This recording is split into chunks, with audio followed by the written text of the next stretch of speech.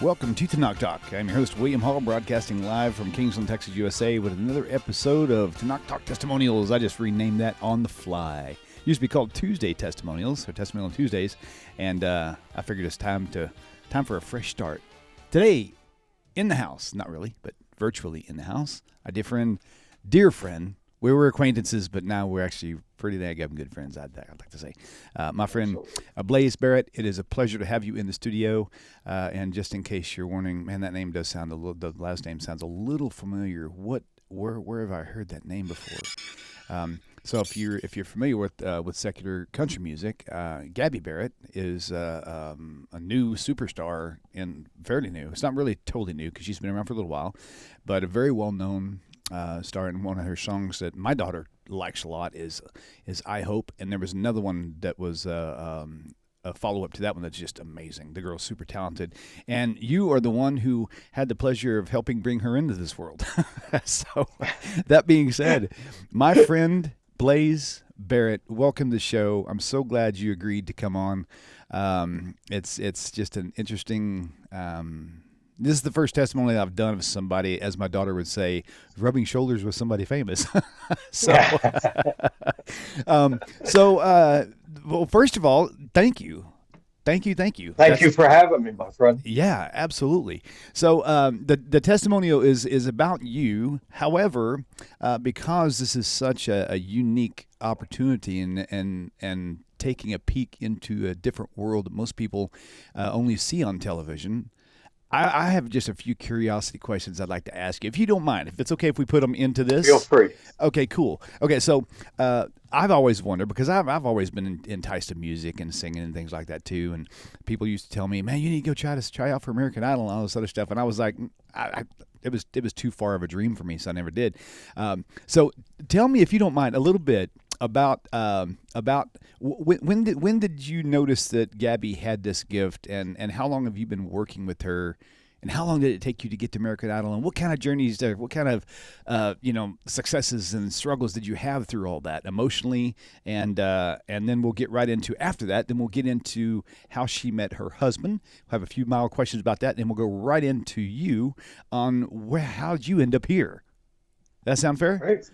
Absolutely. Okay, Absolutely. cool. I will start when she was around 9 or 10 years old. I noticed that she had an incredible voice, and I'm not like I always said that I was never a dance mom. I have other children, and I never just thought that they were the greatest things in the world.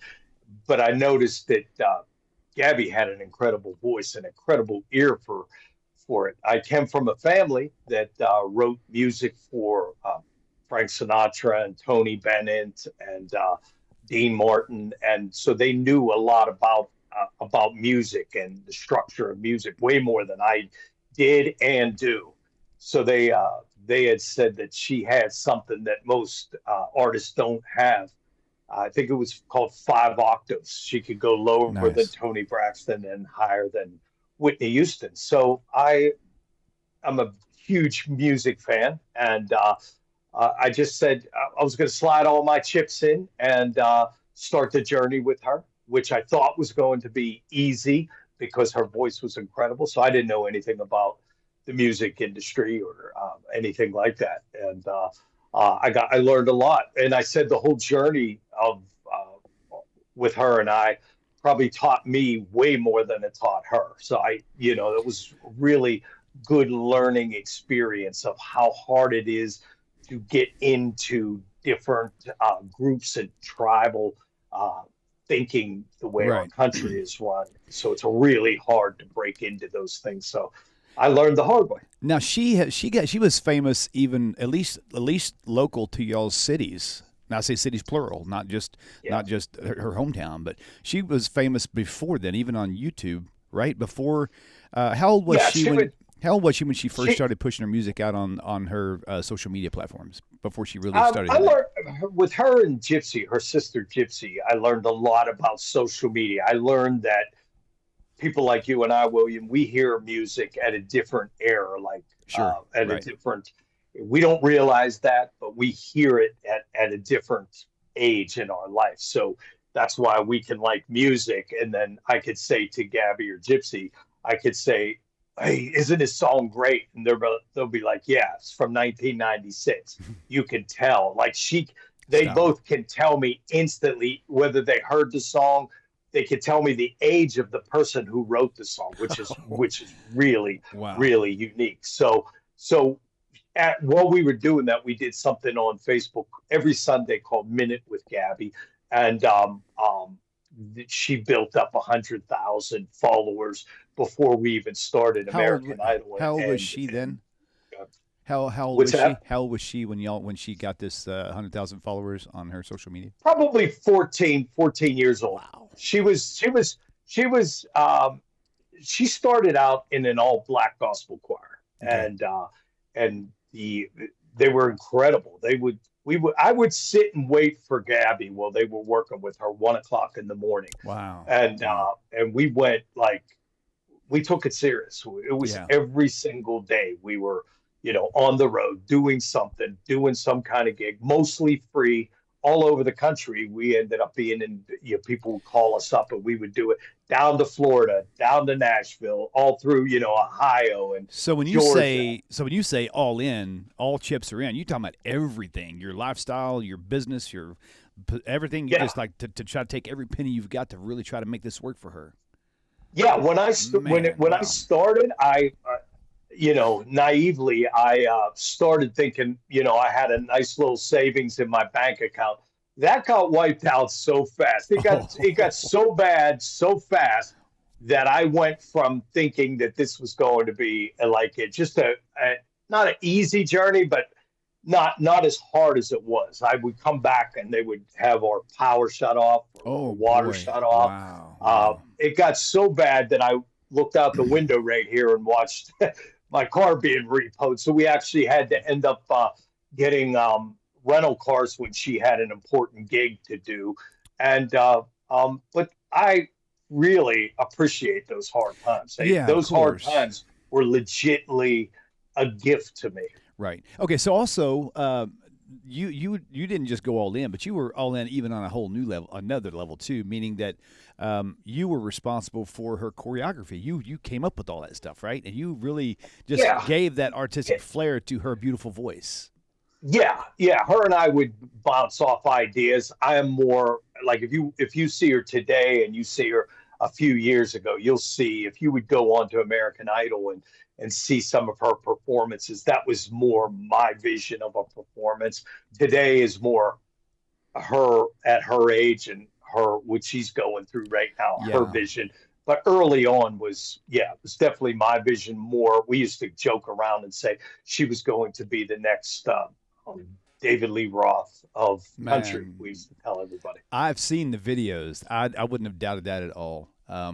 And maybe one day we'll get her testimony on here, but because that'll be for another story. But I do know that That'll be a I big story. I did glean from you a little bit that that the path that she is on has caused her to kind of back off a lot, which is probably Yeah, it's probably going to be affecting her career if it isn't already. And I get that. I mean, life happens, but yeah, it is. um, It is. yeah. So okay, so all this point happens, and you were the choreographer and all this other stuff, and then in fact, her husband, she met at American Idol, right?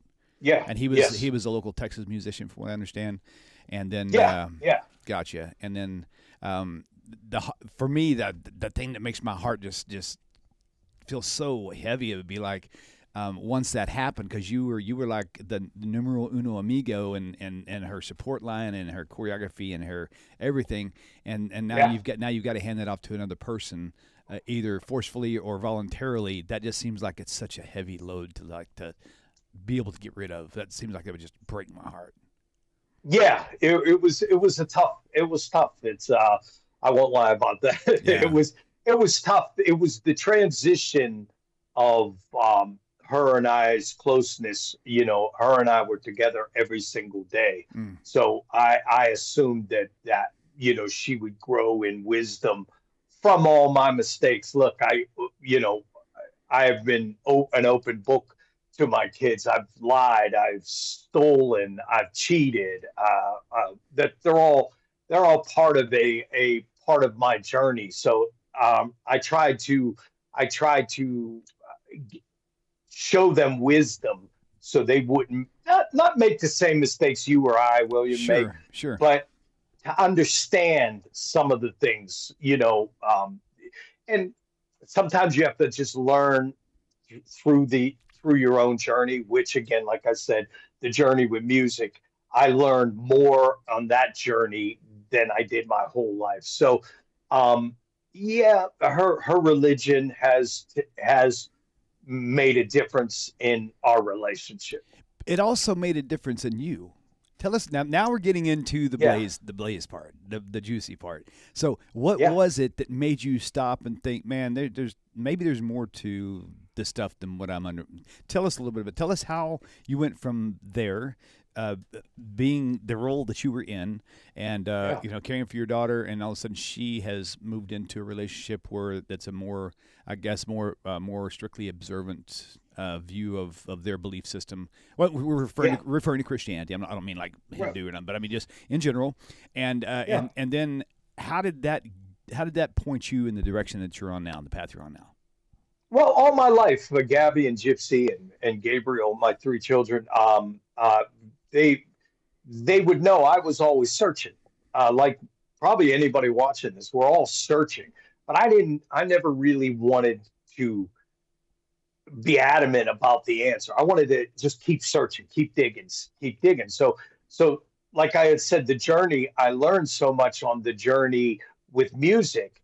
When Cade came into our life and our family life, it was a disruption. He didn't disrupt. It's just the whole Christian, his, which again I can't remember what um they Denomination, call themselves, but right?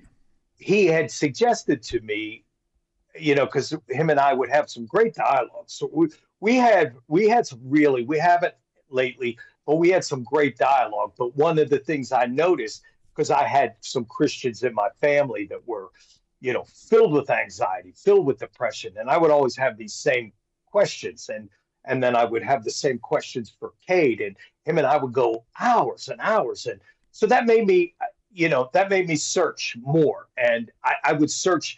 He would bring up the New Testament, and I would go and he'd bring up the Old Testament, and there was still open things that weren't being answered, and you almost had to believe like you believed in Santa Claus. So Right, then right. I actually came upon your show with Rabbi Singer, and it changed my whole life. Like it was the first. I literally tell people this is the first time that I actually believe I have the answer of the connection between me and Hashem. Um, I've always been looking. You popped on my YouTube channel, and I've been glued to you and Reverend Rabbi Singer and Reverend Rabbi Singer, and every day I'm looking for you to be talking to somebody and educating myself, and that's why yours and ours friendship is also flourishing, because Sure.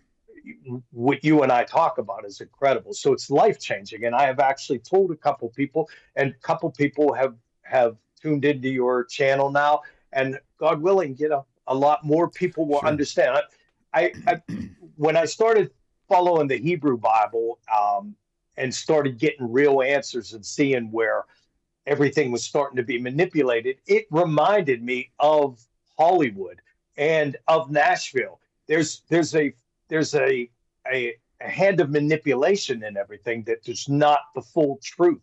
So when I started to look at the New Testament, when Cade would tell me to look at this and look at that, I found the lies inside there when I went back to the original writings. But I saw that kind of stuff happening in Nashville and in Hollywood and in New York.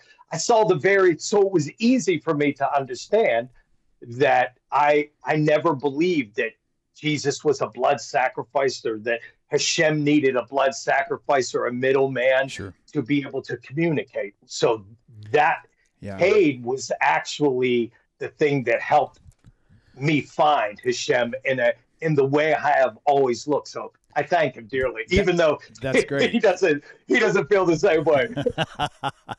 I will say this for the viewer: if you've never seen and never been to this channel before, I used to be a teacher of Christianity myself for a long time. My biological father had even progressed to a Messianic Christianity, which they call Messianic Judaism, which means they just basically believe that they believe in the Jesus of the New Testament, but they also believe that the laws of the Old Testament are still active. And so I was that way for about 3 or 4 years before I finally also ran into Rabbi Tovia Singer when things finally I was asking questions also to rabbis and to preachers well-known preachers, and they couldn't give me the answers. And the moment that Rabbi Singer gave me the answer, I was like, oh my gosh, that's it.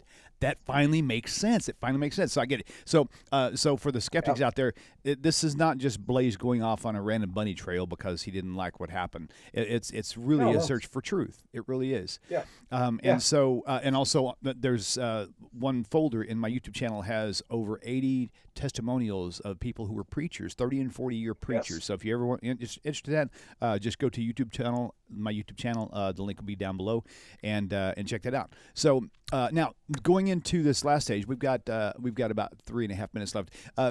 What are you comfortable sharing about how this new path you have taken has taken a toll maybe on Gabby and Cade and that angle? Is that something we could talk about? Yeah, I mean, I noticed a pattern. Like again, I've had before Gabby and Cade got involved in that tribal thinking.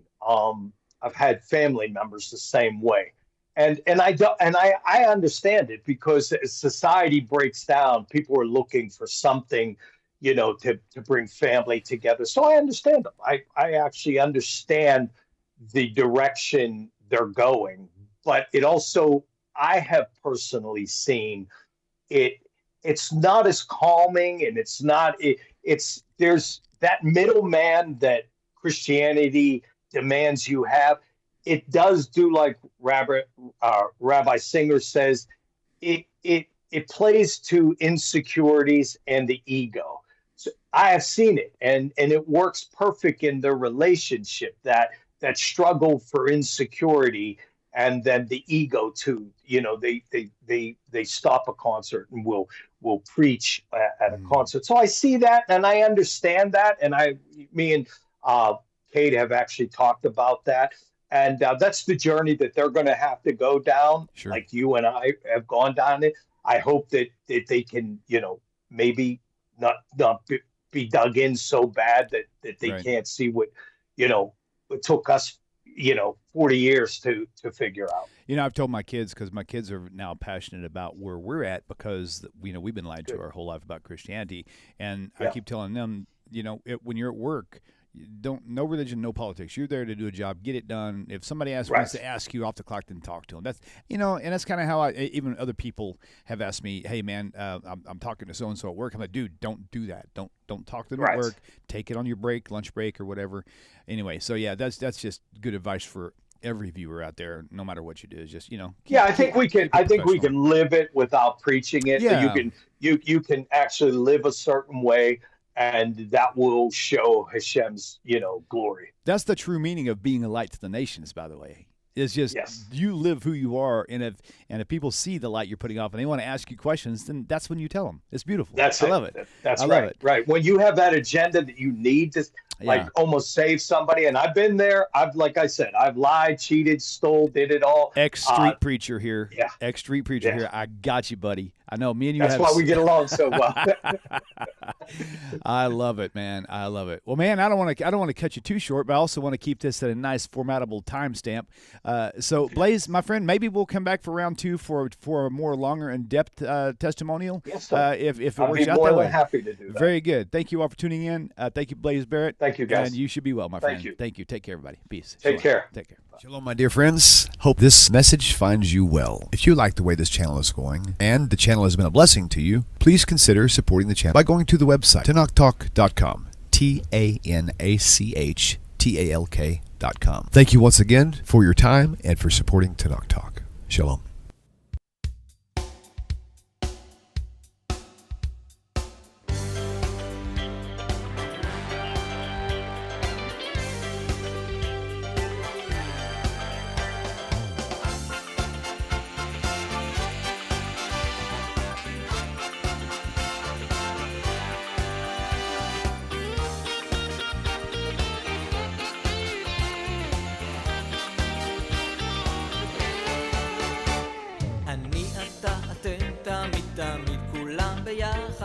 חשוב מכל חשוב והכרחי להיות ביחד. איפוק זו העוצמה, ויתור זו הגדולה, השאיפה